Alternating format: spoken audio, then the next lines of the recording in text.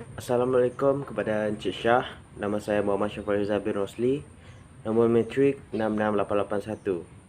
Tajuk saya untuk PTA 1 ini adalah teori pengurusan moden sebagai sumber pengetahuan dalam mengurus acara pameran.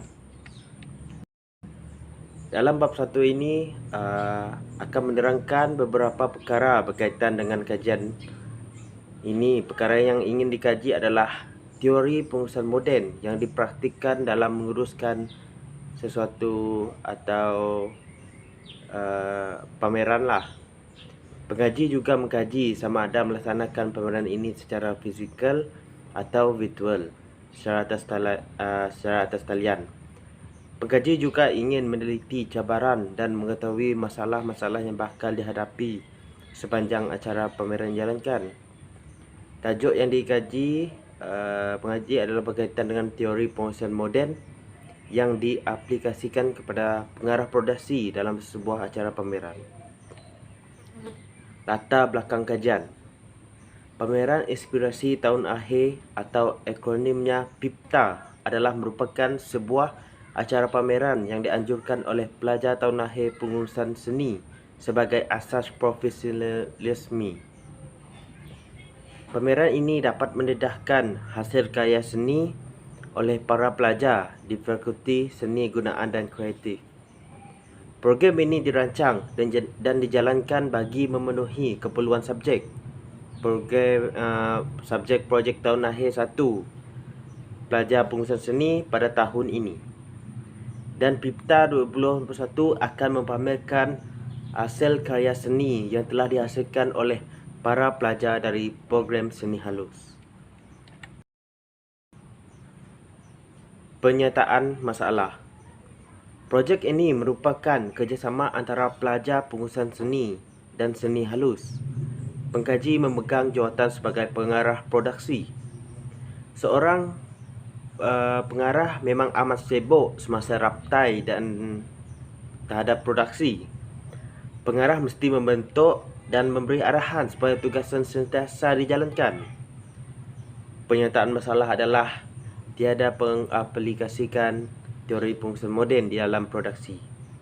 Oleh itu, pengkaji akan menggunakan teori pengurusan ini untuk diaplikasikan kepada pengarah produksi dan sama ada teori ini adakah dia efektif ataupun tidak. Persoalan pengkaji. Yang pertama adalah, adakah berkesan seorang pengarah produksi mengaplikasikan teori pengurusan moden dalam acara pameran? Yang kedua, adakah teori pengurusan moden ini dapat diterima oleh pengarah produksi dalam acara pameran? Manakala objektif pengkaji. Yang pertama, menilai keberkesanan teori pengurusan moden terhadap pengarah produksi dalam acara pameran. Yang kedua, mendapatkan sumber maklumat teori pengurusan kepada pengarah produksi dalam acara pameran. Baik, untuk skop dan batasan kajian. Skop kajian ini akan menyentuh dan mengkaji tentang teori pengurusan moden dan mengaplikasikan dalam mengurus acara pameran seni. Pengkaji hanya mengenal pasti semua maklumat dan cara pengurusan yang betul saja. Kepentingan kajian. Kajian ini dilakukan oleh pengkaji kerana mempunyai beberapa kepentingan. Dengan adanya kajian ini, banyak maklumat tambahan diperolehi, misalnya kepada masyarakat, pengkaji dan juga kepada pengkaji yang akan datang. Sebagai rumusan, untuk bab 1 ini, latar belakang kajian telah didedahkan dan beberapa definisi telah ditunjukkan. Untuk bab 2, sorotan kesusadaraan. Pengenalan. Bab ini merupakan kajian, analisis serta rujukan yang telah dilakukan bagi mengenal pasti beberapa teori serta penulisan penting berkaitan topik kajian. Terdapat pengkaji lepas yang menulis berkaitan dengan tentang acara pameran. Selain itu, pendekatan beberapa teori pengurusan yang digunakan dalam penulisan bab ini bagi membandingkan serta membuat uraian. Yang pertama, teori pengurusan tradisional. Teori pengurusan tradisional berasal dari revolusi industri ketika perkembangan teknologi, perdagangan atau pasaran. Teori ini boleh dikategorikan kepada 3 cabang, iaitu pengurusan birokrasi, pengurusan pentadbiran dan pengurusan saintifik. Teori pengurusan birokrasi yang pertama memusatkan perhatian pada sistem kaku yang mempunyai satu set hierarki, pembahagian kerja yang jelas dan peraturan serta prosedur terperinci. Max Weber 1864 hingga 1920 mengenal pasti 7 ciri pengurusan birokrasi. Yang pertama, peraturan. Yang kedua, penyamaran. Yang ketiga, pembahagian kerja. Yang keempat, struktur hierarki. Yang kelima, struktur authority. Yang keenam, kerjaya sepanjang komitmen. Yang ketujuh ialah rasional. Yang kedua, teori pengurusan pentadbiran. Pengurusan pentadbiran berbeza dengan pengurusan birokrasi sebab pengurusan pentadbiran mementingkan organisasi dijalankan. Menurut Henry Fayol 1841 hingga 1925, seorang perindustrian Perancis adalah orang yang pertama yang menjalankan fungsi pengurusan kumpulan itu. Dia mengenal pasti 14 prinsip pengurusan yang merangkumi pembagian kerja, autoriti, disiplin, kesatuan arahan, kesatuan arah, subordinasi, imbuhan, pemusatan, kursi skala, pesanan, equity, kestabilan, inisiatif dan esprit de corps. Yang ketiga, di antara pecahan dari pengurusan tradisional, yang terakhir, teori pengurusan saintifik. Pengurusan saintifik mungkin yang paling terkenal di antara yang dua tadi. Pengurusan ini ada 3 objektif asas. Yang pertama, perkembangan untuk setiap elemen pekerjaan. Yang kedua, perkembangan semangat kerjasama antara pekerja dan pengurusan. Yang ketiga, pembahagian kerja antara pekerja dan pengurusan dalam setiap bahagian. Yang kedua, pengurusan. Menurut Olam 2004 menyatakan pengurusan adalah seni atau sesuatu yang bersistematik untuk mencapai matlamat melalui seseorang. Manakala menurut Drucker 1989 menyatakan setiap pengurusan mesti menetapkan objektif yang tersendiri berkaitan dengan matlamat keseluruhan organisasi, di mana ketua organisasi tersebut akan membantu pekerjanya dalam mencapai objektif. Manakala menurut Beer 1985 menyatakan setiap pengurus perlu memberi perhatian kepada 4 elemen, iaitu yang pertama, fikirkan tentang apa yang perlu dilakukan dalam organisasi. Yang kedua, sentiasa mengikuti perkembangan luar organisasi. Yang ketiga, mengurus operasi dalam organisasi. Yang terakhir, 4, mengawal konflik dalaman. Untuk yang ketiga ialah pameran. Menurut Aibank 2020 menyatakan bahawa terdapat beberapa tokoh yang memberi penjelasan mengenai definisi pameran. Yang pertama, Evelina Elidia menyatakan bahawa pameran adalah satu kegiatan yang dilakukan oleh seniman atau masyarakat yang mempamerkan karya yang dihasilkan. Menurut Fred E. Han and the Carnegie Mellon, bahawa pameran adalah satu pemasaran yang efektif bagi memasarkan produk atau hasil karya.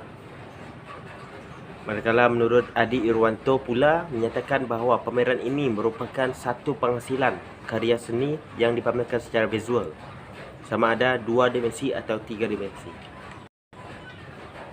Rumusan untuk bab 2 ini adalah pengaji akan lebih mengetahui dengan lebih mendalam mengenai kajian, iaitu dengan membuat rujukan berkaitan sumber seperti jurnal, buku dan sebagainya bagi mengukuhkan lagi setiap maklumat yang diperlukan dalam kajian. Untuk bab 3 pula, iaitu metodologi kajian. Dalam bab ini, pengkaji akan menerangkan kaedah yang digunakan oleh pengkaji untuk mengumpul maklumat. Terdapat beberapa kaedah metodologi yang dapat membantu pengkaji dalam membuat kajian adalah kaedah kualitatif. Penyelidikan kualitatif. Kualitatif adalah kaedah memberatkan usaha dan memberikan keterangan serta pemerhatian bukan numerical, walaupun terdapat keterangan yang merujuk statistik. Dan juga merupakan usaha untuk memberikan tentang sifat dan keadaan manusia yang menggunakan pandangan umum tentang apa-apa tindakan sosial. Selain itu, kaedah ini berusaha memperoleh maklumat berkualiti dengan memberikan tumpuan terhadap sampel yang kecil. Menurut Azizah Hamzah 2010, reka bentuk kajian kes merupakan kajian deskriptif secara menyeluruh. Kelebihan kajian kes ini ialah penyelidik mampu mendapat maklumat secara mendalam. Penggunaan kaedah kualitatif ini akan menggunakan kaedah data primer dan data sekunder. Baiklah, data primer menurut Universitas Raharja 2020. Data primer adalah data yang diperoleh secara langsung oleh pengkaji di kawasan kajian melalui responden dengan cara observasi, wawancara dan penyebaran angka. Menurut Sugiono pula, data primer adalah sumber data secara langsung kepada pengkaji melalui wawancara atau temu bual. Data sekunder pula, menurut Universitas Raharja 2020, data sekunder merupakan data penelitian yang diperoleh oleh pengkaji. Menurut Sugiono menyatakan data sekunder merupakan data yang mampu melengkapkan data primer daripada pengkaji. Reka bentuk persimpulan. Kaedah persimpulan ada dua jenis, iaitu kebarangkalian dan bukan kebarangkalian. Kaedah persimpulan yang digunakan pengkaji adalah persimpulan kebarangkalian secara rawak. Melalui kaedah ini, responden dipilih secara rawak, bebas di kalangan yang hadir di acara pameran, pengkaji atau rakan sekerja sendiri. Kaedah persimpulan yang digunakan dalam penyelidikan ini adalah pengumpulan data yang tidak menyeluruh dan ianya melibatkan sebahagian daripada yang hadir ke pameran atau dari rakan sekerja. Kaedah pengumpulan data iaitu dari temu bual. Pengkaji akan menembual ahli kumpulan projek bagi memastikan setiap data yang diperoleh itu sah dan tepat pada pihak yang ditemu bual oleh pengkaji. Kaedah pemerhatian. Pengkaji akan memerhati setiap perkara yang dilakukan dalam projek yang mereka lakukan. Laman sesawang. Pengkaji akan menggunakan laman sesawang seperti Google, Wikimedia dan sebagainya bagi mendapatkan maklumat. Keempat, kajian keseluruhan kesusadaraan dapat membantu pengkaji dalam mendapatkan maklumat yang kukuh serta membantu pengkaji menyiapkan tugasan atau kajian. Instrumen kajian. Alat temuduga. Pengkaji akan menemu bual dengan responden melalui aplikasi panggilan video dari telefon pintar atau kamera. Selain itu, pengkaji menggunakan catatan di atas kertas sebagai alat untuk merekod segala jawapan yang dijawab oleh responden untuk membuatnya lebih lancar dalam merekod. Alat pemerhatian. Pengkaji akan memerhati acara pameran secara atas talian dalam masa yang sama melakukan tugas. Secara tidak langsung, pengkaji mungkin dapat memiliki banyak maklumat tambahan untuk menilai sumber-sumber. Sebagai rumusan untuk bab 3 ini, dalam penulisan bab 3, pengkaji telah memilih metodologi kajian yang sesuai untuk digunakan semasa melakukan kajian. Pengkaji telah menggunakan kaedah kualitatif dalam menjalankan kajian ini. Selain itu, soalan-soalan yang akan dikemukakan semasa tembual mestilah mudah difahami responden. Itu sahaja daripada saya. Terima kasih.